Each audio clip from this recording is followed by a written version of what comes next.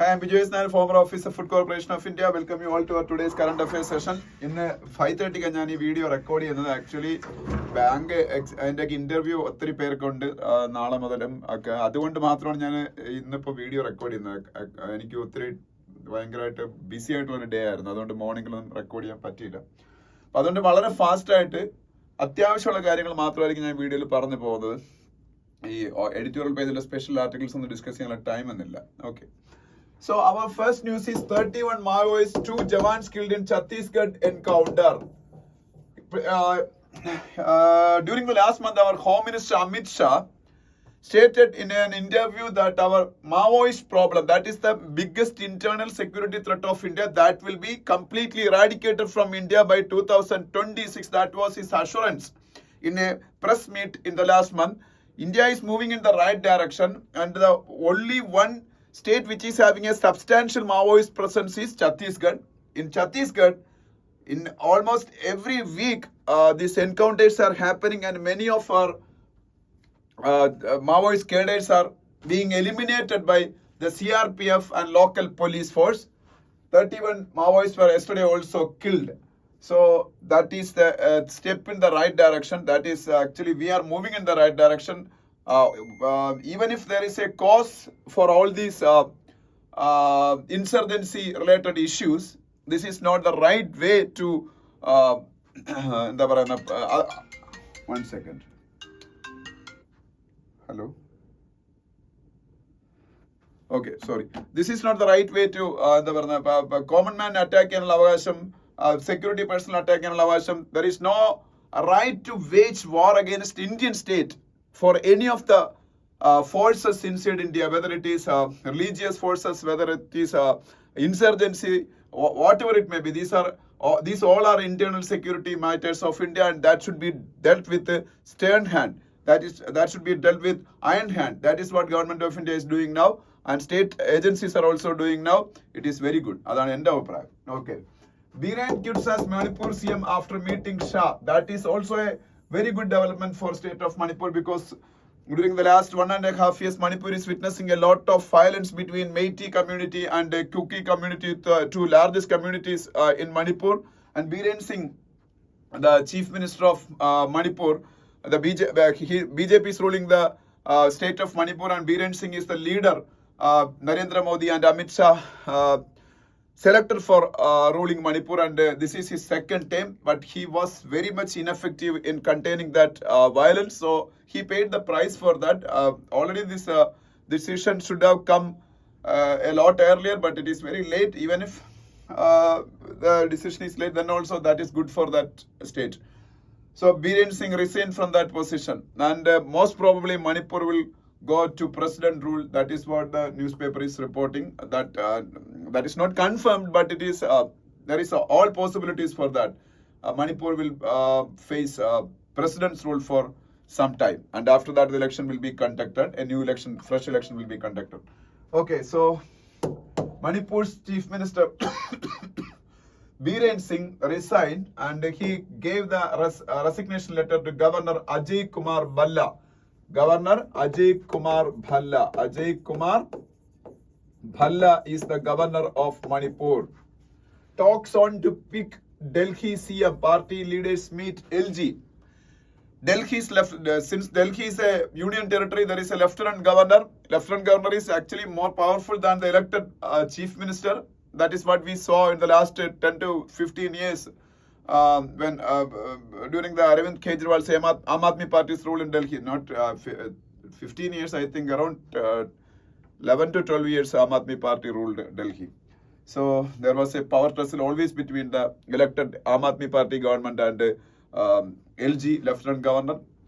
Now that fight will be over, because BJP is going to rule the government in going to rule Delhi, and they are going to form the government. So Lieutenant Governor of Delhi is VK Saxena. VK Saxena is the Lieutenant Governor of Delhi.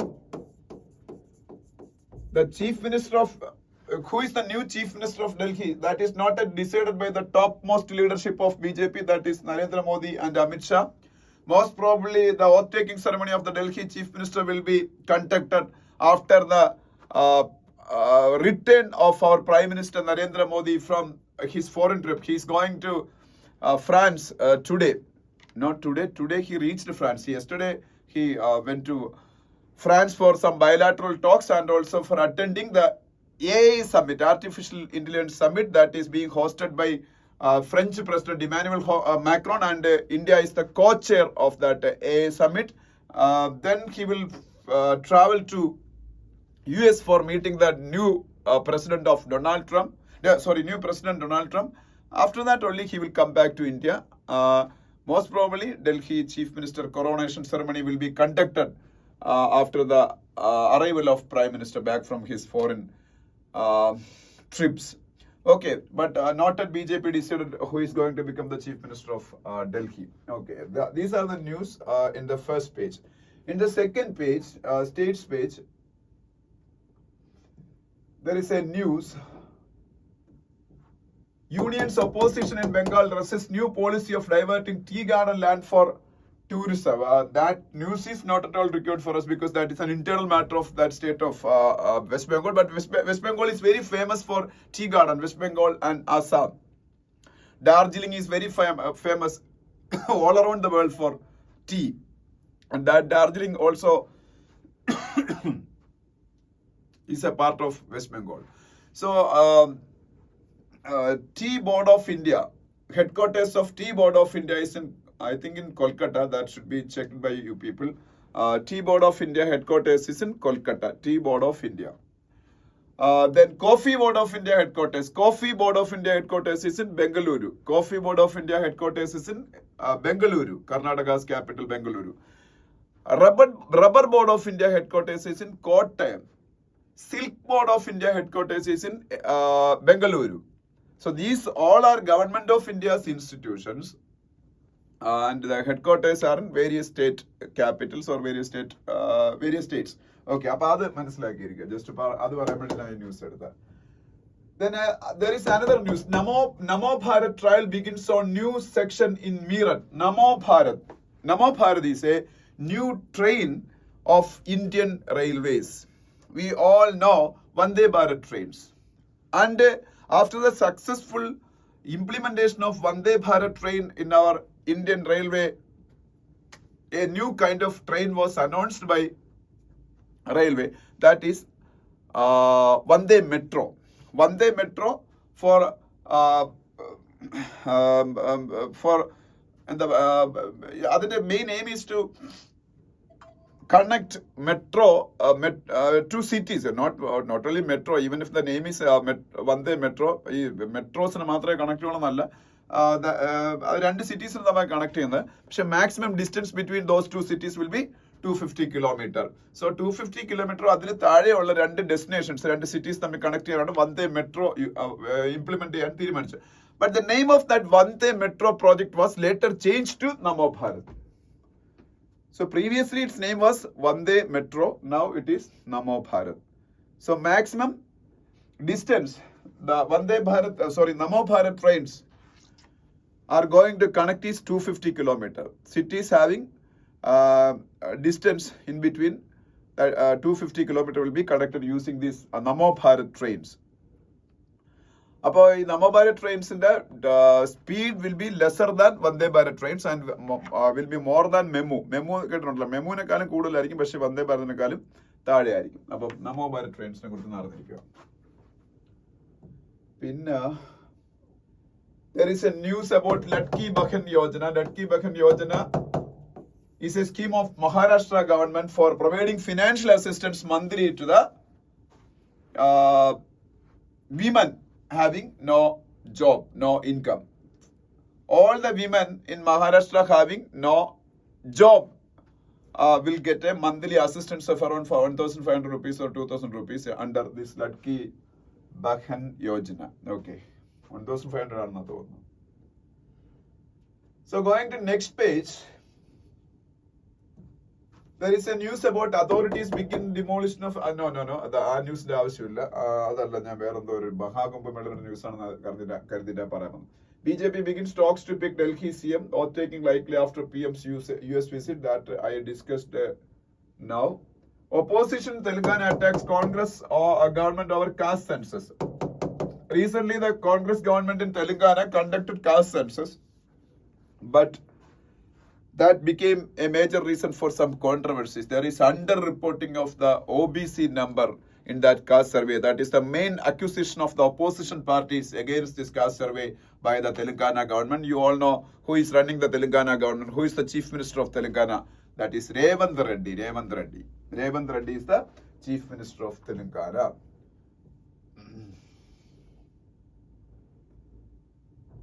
14 fishermen from Tamil Nadu arrested by Sri Lankan Navy. That is a news. That is a regular news in newspaper recently, because many of the fishermen from Tamil Nadu are being arrested by the Sri Lankan Navy for crossing their waters, crossing the boundary between India and Sri Lanka. അതിന്റെ കാര്യങ്ങളൊക്കെ മുമ്പ് പറഞ്ഞിട്ടുള്ളതാണ്. കച്ചത്തീവ് എന്ന് പറഞ്ഞൊരു സംഭവമൊക്കെ മുമ്പ് പറഞ്ഞിട്ടുള്ളതാണ്. അപ്പൊ അത് ജസ്റ്റ് ഒന്നുകൂടെ പറഞ്ഞേക്കാം, എപ്പോഴും പറഞ്ഞാണെങ്കിലും 1975 വരെ ഇന്ത്യയുടെ കയ്യിലുണ്ടായിരുന്ന ഒരു ഐലൻഡ് ആയിരുന്നു Katchatheevu.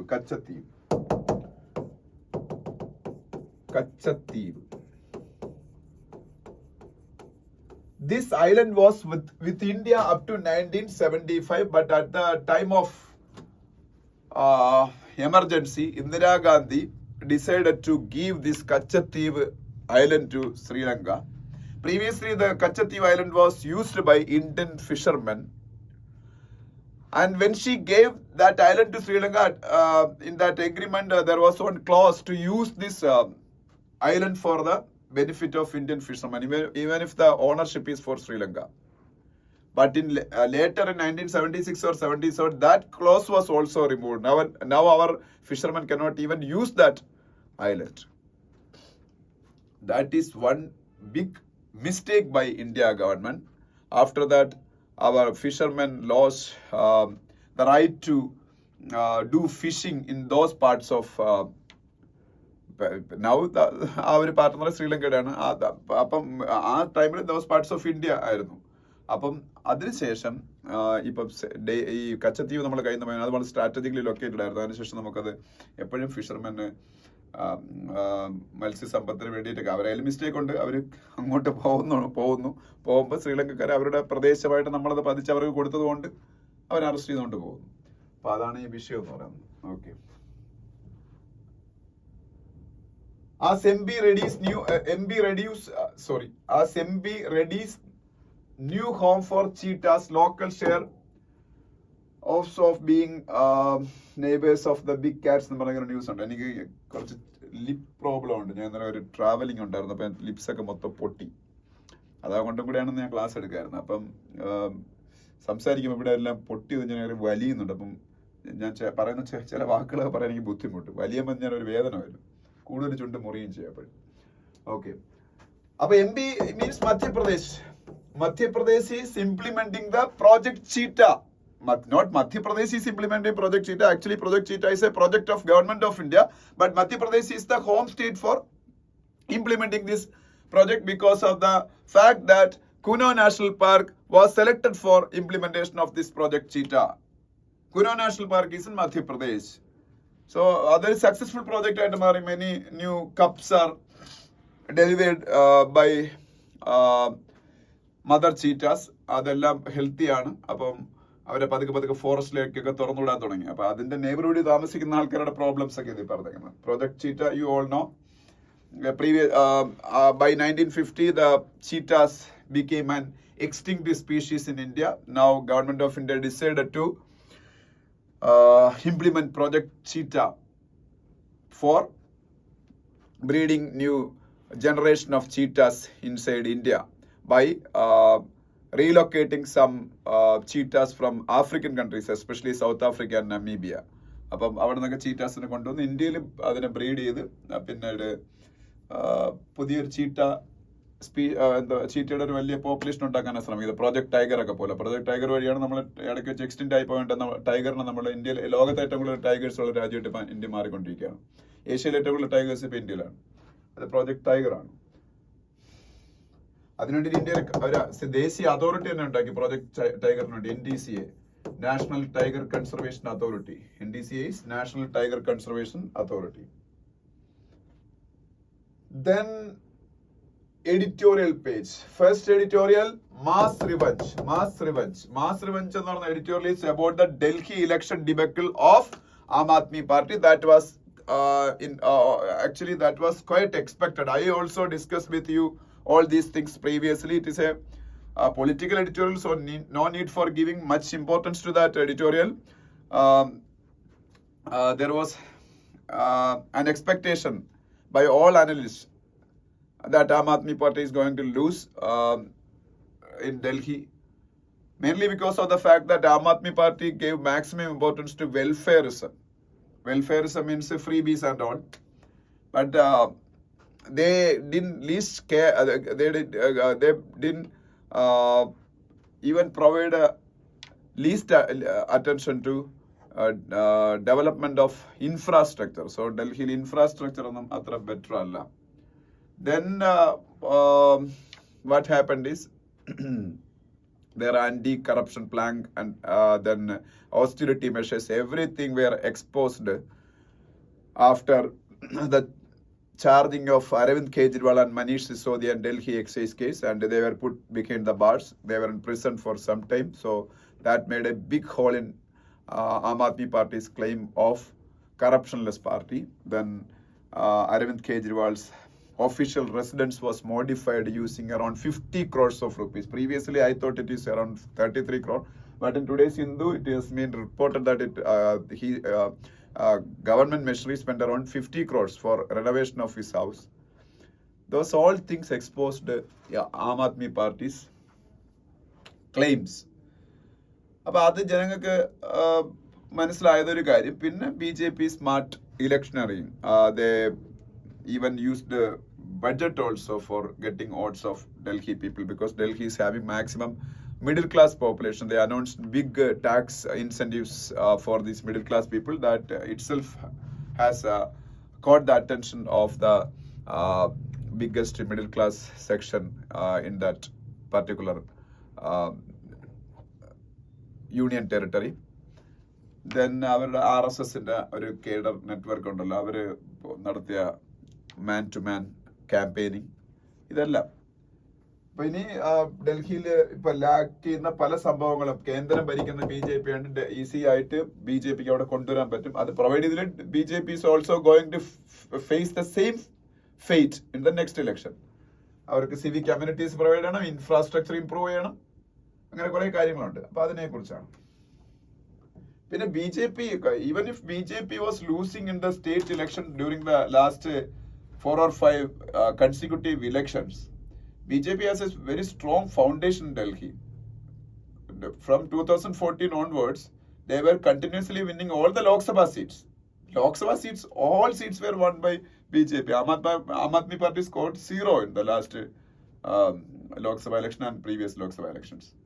And the Delhi municipal corporations were also being run by BJP for the last 10 to 15 years. Now it has gone to AAP. So they are having a very solid foundation, even if the state administration was being handled by Arvind Kejriwal and his team.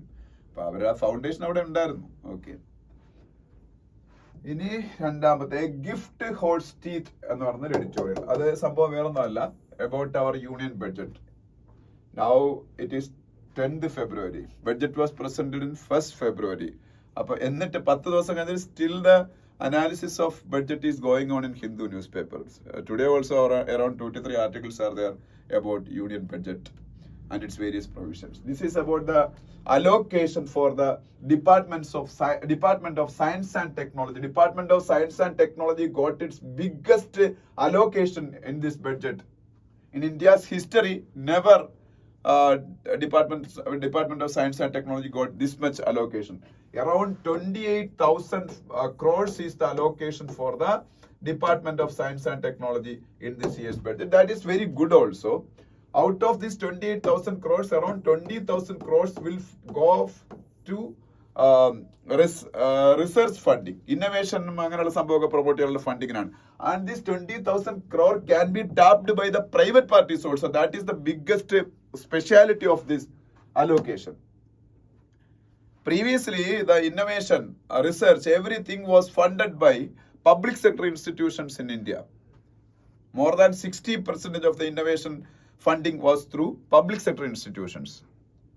Up to 2022, that was the scenario. Now, government changed the track, and in 2023 budget itself, they started giving importance to the private institutions also. So now government going to shift the gear. They are going to give more and more thrust to the private investment in the innovation and research sector. Okay. So ഈ ബഡ്ജറ്റിൽ അപ്പോൾ 20,000 കോടി രൂപ അവർക്ക് private പാർട്ടീസിനും tap ചെയ്യാം. അപ്പോൾ അവർക്ക് innovation promote ചെയ്യാൻ വേണ്ടിയിട്ടുള്ള കാര്യങ്ങൾക്ക് വേണ്ടിയിട്ട്. അപ്പോൾ കറന്റ്ലി ഓൺലി 36% മാത്രം കോൺട്രിബ്യൂഷന് പ്രൈവറ്റ് പാർട്ടീസിന്റെ അല്ലെങ്കിൽ പ്രൈവറ്റ് ഇൻസ്റ്റിറ്റ്യൂഷന്റെ പ്രൈവറ്റ് കമ്പനീസിന്റെ കയ്യിൽ നിന്ന് ഓവറോൾ R&D സ്പെൻഡിങ് ആയിട്ട് ഇന്ത്യയിൽ വരുന്നത്. ബാക്കി 64% നമ്മളുടെ പബ്ലിക് ഇൻസ്റ്റിറ്റ്യൂഷനാണ് ചെയ്യുന്നത്. നമ്മുടെ ഇന്ത്യൻ GDP-യുടെ 0.64% മാത്രമേ നമ്മൾ R&Dക്ക് വേണ്ടി ചെലവാക്കുന്നുള്ളായിരുന്നു 2020 വരെയൊക്കെ. അതിപ്പോ പതുക്കെ കൂടുന്നുണ്ട്. അതിനെ കുറിച്ച് അതിൻ്റെ അത് പിന്നെ പക്ഷെ ഈ ഫിഗേഴ്സ് വളരെ എൻകറേജിങ് ആണെങ്കിലും ഇതിലുള്ളൊരു പോരായ്മ, whether India has the requisite infrastructure to promote innovation. That's the problem. Funding is there, but that fund should be utilised in a എന്താ പറയുക ഒരു നല്ല രീതിയിൽ effective way. For that we need very good infrastructure for utilising this fund. അപ്പം നമുക്ക് fuel, metallurgy, pharmaceutical, textile, IT, biotechnology, ഈ പറഞ്ഞ മേഖലയിലെല്ലാം R&D ഉണ്ടെങ്കിലും ഇതുമായിട്ട് ബന്ധപ്പെട്ട ഇന്റലക്ച്വൽ പ്രോപ്പർട്ടി ജനറേഷനും അതിൽ നിന്നുണ്ടാവുന്ന ഇൻകവും ഒക്കെ വളരെ മീഗറാണ്. അതുപോലെ ക്വാണ്ടം കമ്പ്യൂട്ടിംഗ്, ആർട്ടിഫിഷ്യൽ ഇന്റലിജൻസ്, അതുപോലെ അങ്ങനെയുള്ള കട്ടിംഗ് എഡ്ജ് ടെക്നോളജീസിലും ഇന്ത്യ ആംബിഷ്യസ് ആയിട്ടുള്ള മിഷൻസ് അനൗൺസ് ചെയ്തിട്ടുണ്ടെങ്കിലും അതിനെ സപ്പോർട്ട് ചെയ്യാൻ ക്വാണ്ടം കമ്പ്യൂട്ടിംഗ്, ആർട്ടിഫിഷ്യൽ ഇന്റലിജൻസ് അങ്ങനെയുള്ള കട്ടിംഗ് എഡ്ജ് ടെക്നോളജീസിലെ ഇന്നോവേഷനെ സപ്പോർട്ട് ചെയ്യാനുള്ള infrastructure remains inadequate. India still lacks the essential building blocks like chipsets, semiconductor fabs, a skilled engineering workforce and a strong innovation ecosystem to fully capitalize on these investments. So even if India is giving this much investment to innovation, we lack these kinds of essential building blocks, chipsets, semiconductor fabs. Now we are building semiconductor fabs. Tata is going to introduce India-made semiconductor in 2026. So Tata is the first company going to produce India-made semiconductor. After that, some other companies are also building their plants in various parts of India, in Karnataka, in Tamil Nadu, like places. Semiconductor manufacturing units are coming. So we can expect that in the near future itself, all these supporting infrastructure facilities will come up in India. So right now, these things are lacking in India. A skilled engineering workforce, a strong innovation ecosystem, all these things to capitalize on these investments. അപ്പോൾ അങ്ങനെ capitalise ചെയ്യാൻ പറ്റാതിരിക്കുമ്പോഴത്തേ private parties ഇത് ഈ fund government ഇത് വാങ്ങി ഇതിലൊക്കെ invest ചെയ്താലും അവർക്ക് പ്രോപ്പർ റിട്ടേൺ കിട്ടാതെ വരും. അപ്പൊ അതിലും കൂടെ government of India should, the concern ministries should pay their maximum attention. Then only these allocation will make some substantial outcome from ഈ പറഞ്ഞ ഇൻവെസ്റ്റ്മെന്റുകളിൽ നിന്ന്, അല്ലെങ്കിൽ tangible outcomes we can expect from these investments. Otherwise these investment will go in vain. അതാണ് സംഭവിക്കാൻ പോകുന്നത്. Okay, എന്നിട്ട് articles ഞാൻ എന്തൊക്കെയാണെന്ന് പറഞ്ഞത്. Aerospace export to further India's global presence. There is big news about this aerospace expo. In almost all newspapers of today, in Hindu itself, around 4 to 5 news are there about our Aero India 2025. Aero India 2025.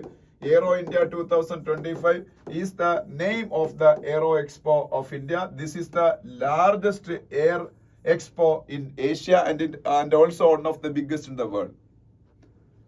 That's why a lot of prominence has been given to Aerospace Expo that was inaugurated by India's Defense Minister Rajnath Singh today in Yelahanka, Bengaluru. അപ്പോൾ അവിടെയാണ് നടക്കുന്നത്. America ഉൾപ്പെടെയുള്ള വേൾഡിലെ ഏറ്റവും super powers ആയിട്ടുള്ള countries അവരുടെ most modern fighter എയർക്രാഫ്റ്റുകൾ അവിടെ പ്രദർശിപ്പിക്കുന്നുണ്ട്. Okay, അപ്പോൾ അതിനെ കുറിച്ച് അടുത്ത പേജിലേക്ക് വരും. ഇത് വളരെ സിമ്പിൾ ആണ്. ഇതിൽ ആരൊക്കെയാണ് ഇത് പാർട്ടിസിപ്പേറ്റ് ചെയ്യുന്നത്, ഇന്ത്യ എന്ന് ആരൊക്കെയുണ്ട്, അതെല്ലാം ഇത് പറഞ്ഞേക്കുന്നത്. ഇന്ത്യയുടെ സഞ്ജീവ് കുമാർ ആണ്, ഡിഫൻസ് പ്രൊഡക്ഷൻ മിനിസ്ട്രി ഓഫ് ഡിഫൻസിന്റെ സെക്രട്ടറിയാണ്. അപ്പോൾ അതുമായിട്ട് ബന്ധപ്പെട്ട് വിവരമുള്ള ആളാണ് പറഞ്ഞേക്കുന്നത്. പിന്നെ MK നാരായണന്റെ ഒരു ആർട്ടിക്കിൾ ഉണ്ട്, വയലൻസിനെ കുറിച്ചും അതുമായിട്ട് ബന്ധപ്പെട്ട ഗ്ലോബലി നമ്മൾ കൺസേർട്ട് ആയിട്ടുള്ള വിഷയങ്ങളെ കുറിച്ചൊക്കെയാണ്. നെക്സ്റ്റ് പേജിൽ India's opportunity at the AI action summit എന്ന് പറഞ്ഞൊരു ആർട്ടിക്കിൾ ഉണ്ട്. This is about the AI summit. Our prime minister Narendra Modi left for France four attending and co-hosting this AI summit. So India is a global south nation. We all know India is a global south nation. Global south nation means India is a developing nation. India is leader of global south nation. So in artificial intelligence also, India can do a lot of good things for the advantage of global south. So what should be India's stand in this AI summit? How India should conduct itself? One second. Hello.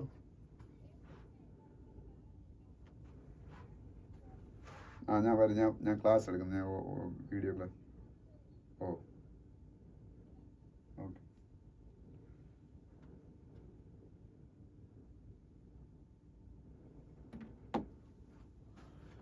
Okay. അപ്പം നമുക്ക് global സൗത്തിനെ എങ്ങനെ ഈ global നോർത്തുമായിട്ടുള്ള ഇന്ത്യയുടെ ബന്ധം വെച്ച് artificial ഇന്റലിജൻസിന് അവരുടെ കൂടെ ഡെവലപ്മെന്റിന് വേണ്ടി യൂസ് ചെയ്യാൻ എങ്ങനെ സഹായിക്കാം എന്നുള്ളതാണ് ഈ ആർട്ടിക്കിളിൽ ഡിസ്കസ് ചെയ്തേക്കുന്നത്.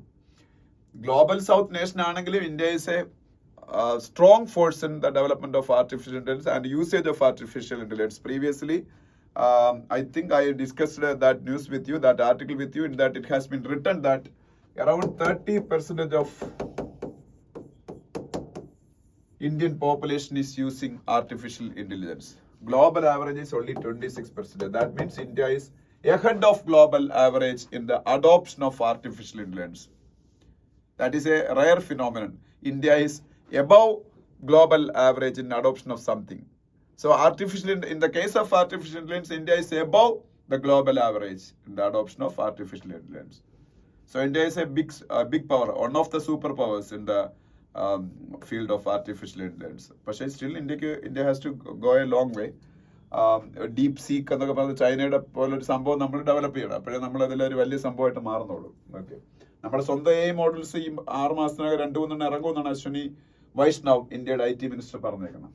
Okay, what does the budget offer for railways? How was the budget allocate funds for urban development? 2 articles ഉണ്ട്.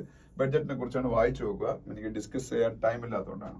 ഓക്കെ, പിന്നെ നെക്സ്റ്റ് പേജ് വേണ്ട, അതിനടുത്ത പേജ് പോകുമ്പോൾ there are some important news.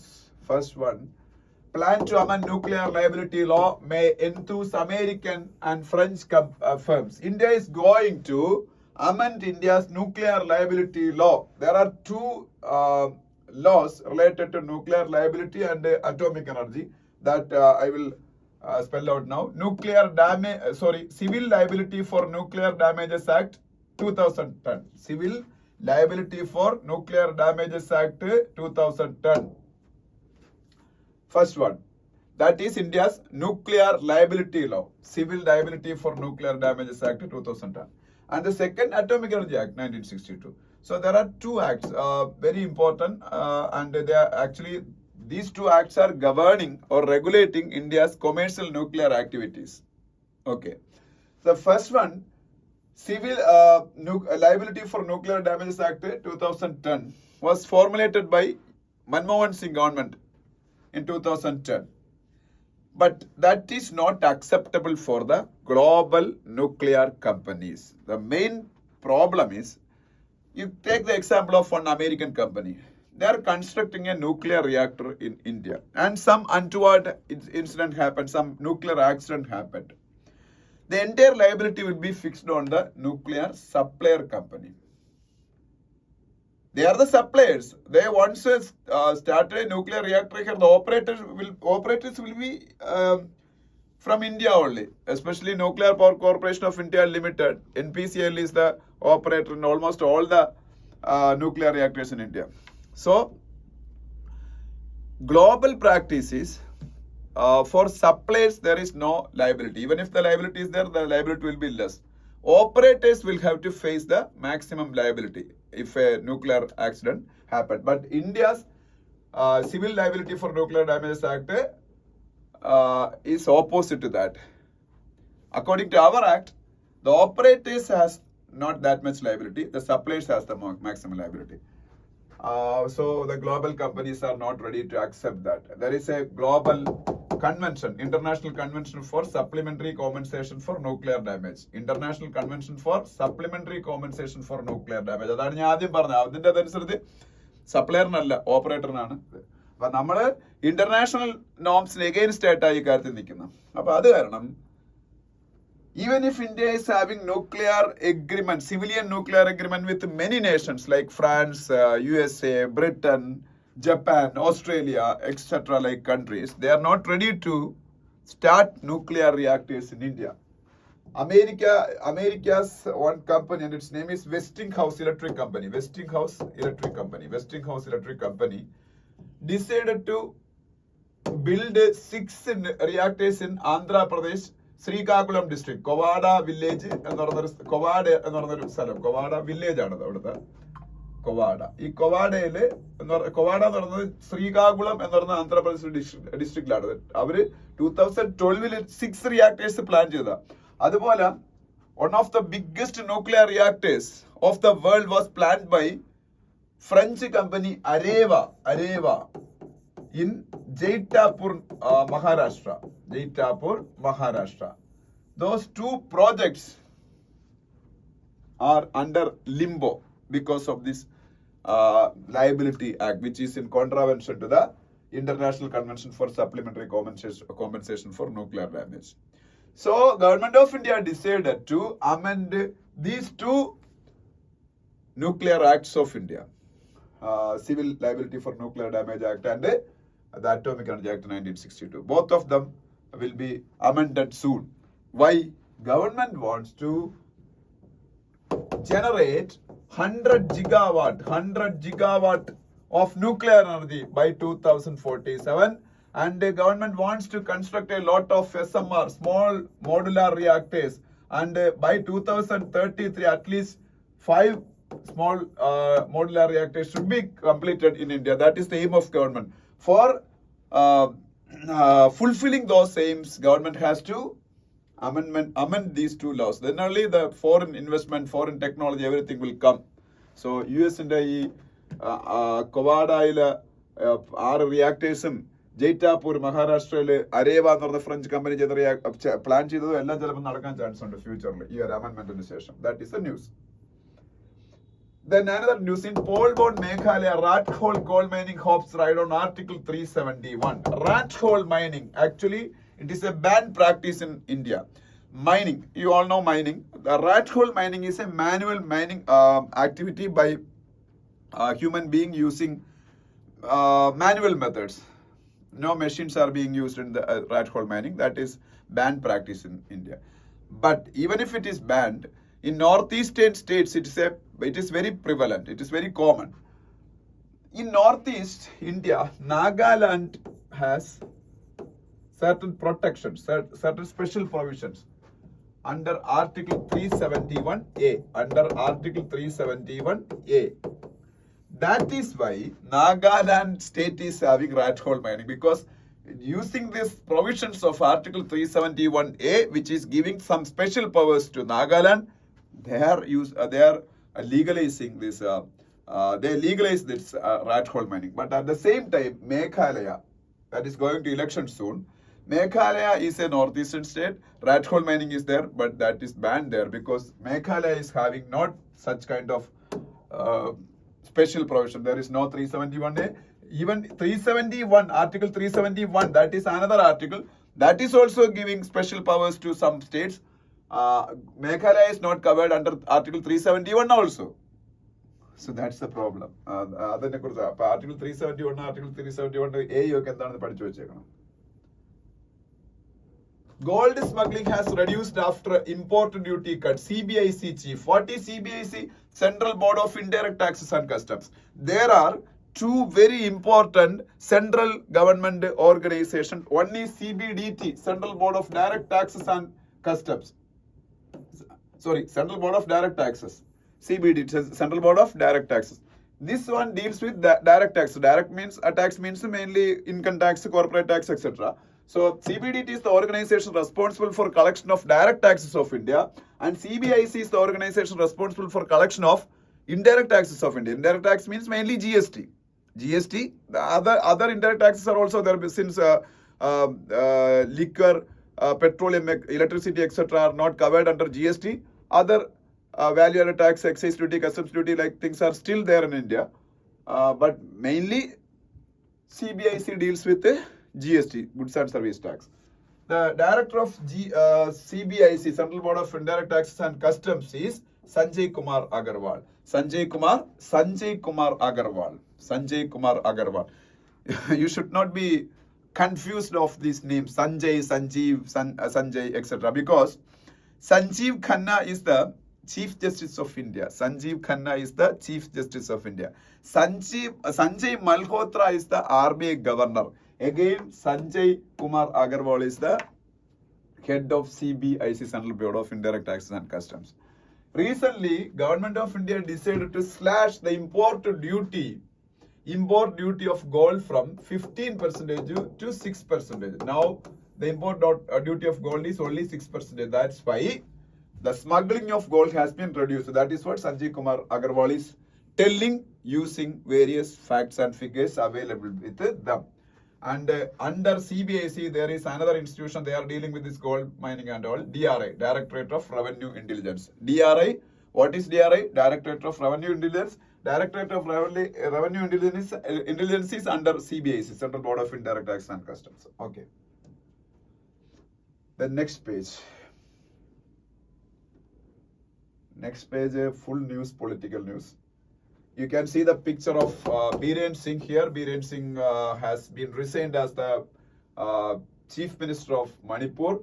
You can also see Jagdeep Dhankhed's photo here, Vice President of India and de facto Chairman of Rajya Sabha. Adishi, the outgoing Chief Minister of Delhi. Adishi. Narendra Modi, India's Prime Minister. V.K. Saxena, Lieutenant Governor of Delhi. Both of them are greeting each other. That photo also you can see. Then here Punjab CM Bhagavat Man, Punjab Chief Minister. So still Aam Aadmi Party has a state to rule, that is Punjab. Okay. Next page. This is what I told you. If you see the page 12, almost all the news was dedicated for India's Aero Expo that has been started today. Aero India എന്നാണ് എൻ്റെ പേര്. Aero India. It is the Asia's biggest air show. Aero India is biggest air show in Asia. To begin today in Bengaluru. Yelahanka Air Force സ്റ്റേഷനിലാണ് ഇത് start ചെയ്യുന്നത്.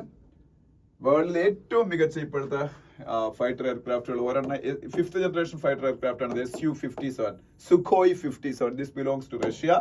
And F-35, technologically one of the smartest 5th generation fighter aircrafts in the world. This belongs to Lockheed Martin company, that is a US based company. So all these planes will showcase its credentials in this edition of Aero India, the largest air show in Asia. India is also showcasing our LCA, light combat aircraft Tejas, like aircrafts of India. Okay. പിന്നെ ഇതില് രാജ്നാഥ് സിംഗ് ആണ് ഞാൻ inaugurate എന്ന് പറഞ്ഞു. Sanjeev Kumar secretary defence പ്രൊഡക്ഷന്റെ പേര് ഇവിടെ ഉണ്ട്. അതിന്റെ ഒരു വലിപ്പം, ഈ എയർ ഷോയുടെ വലിപ്പം മനസ്സിലാക്കണം. ഇത് മാത്രം നോക്കിയാൽ defense ministers of 30 countries are coming to attend in this year's Aero Show. Defense ministers of 30 countries, 30 രാജ്യങ്ങൾ.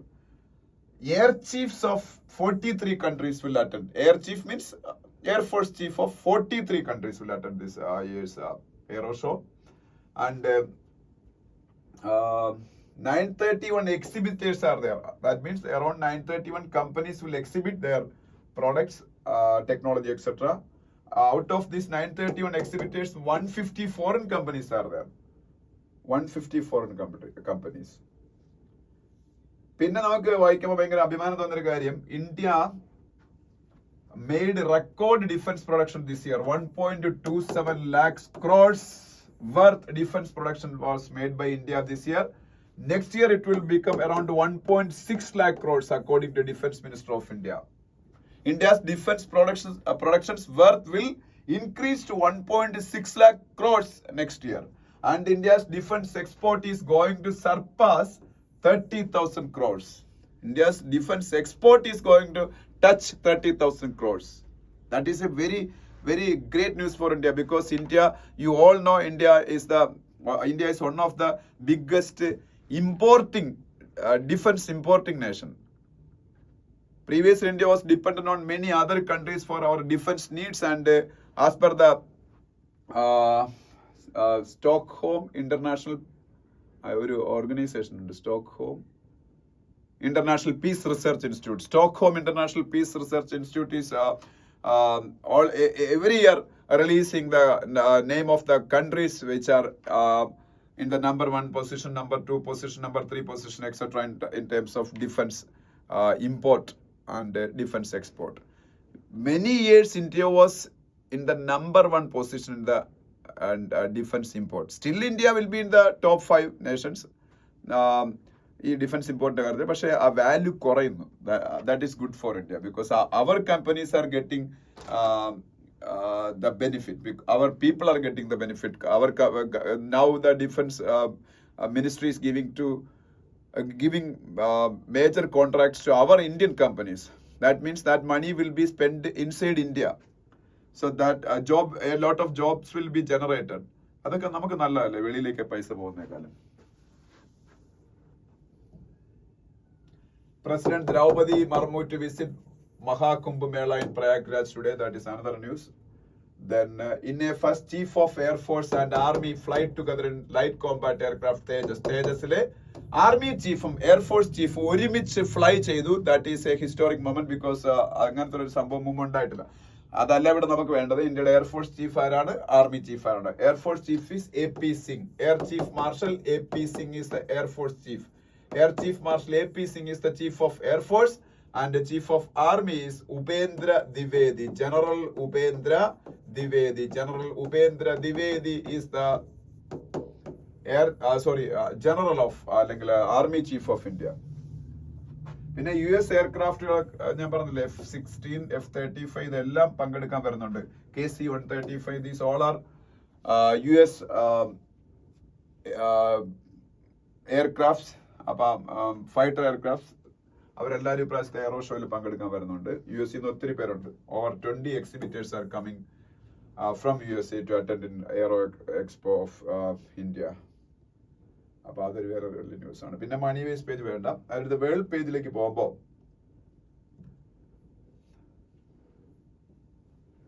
Namibian independence leader Sam Nujoma dies aged 95. Namibia is an African country. Today also I discussed the name of Namibia when I discussed about Project Cheetah. Under Project Cheetah we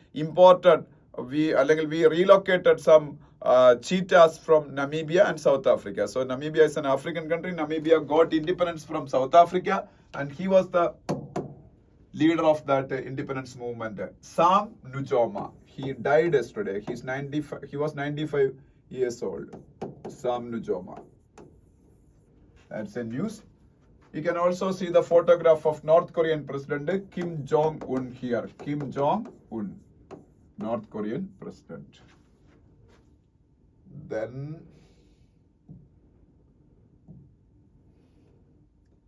ട്രംപിന്റെ Gaza പ്ലാനിനെ കുറിച്ച് Israel prime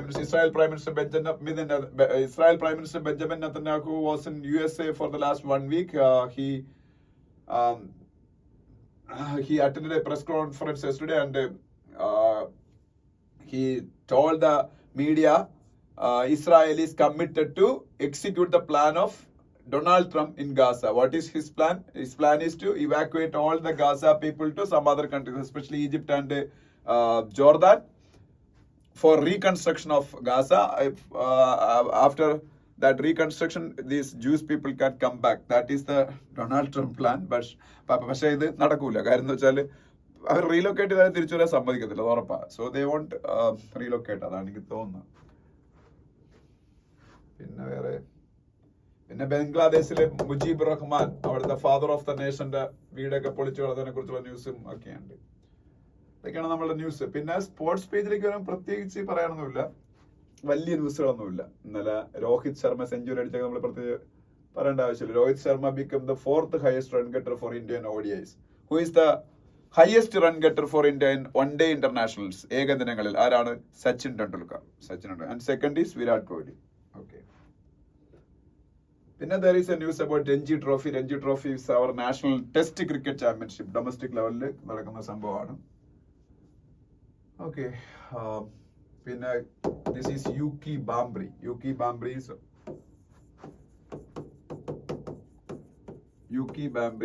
is one of the biggest names in India's male tennis scene. ഇന്ത്യയിലെ mail tennis മേഖലയിലെ ഏറ്റവും വലിയ നെയിമാണ് Yuki Bhambri. Mail tennis ഒന്നും ലോക ലെവലിൽ ഇന്ത്യയിലൊന്നും അല്ല. ഡബിൾസിൽ ഇന്ത്യ ഭയങ്കര ശക്തിയാണ്, പക്ഷേ സിംഗിൾസിൽ. സോ യൂക്കി ബാംബ്രി ഒക്കെ പഠിച്ചു വെച്ചേക്കണം. Sometimes in an examination such kind of questions can come. Have you അല്ലെങ്കിൽ recently you heard about Yuki Bambri and in which of the following sports Yuki Bambri is participating എന്നൊക്കെ പറഞ്ഞാൽ ചിലപ്പോൾ ചോദിക്കാം. ഓക്കെ, ഇത്രയേ ഉള്ളൂ ഇന്നത്തെ ന്യൂസ്.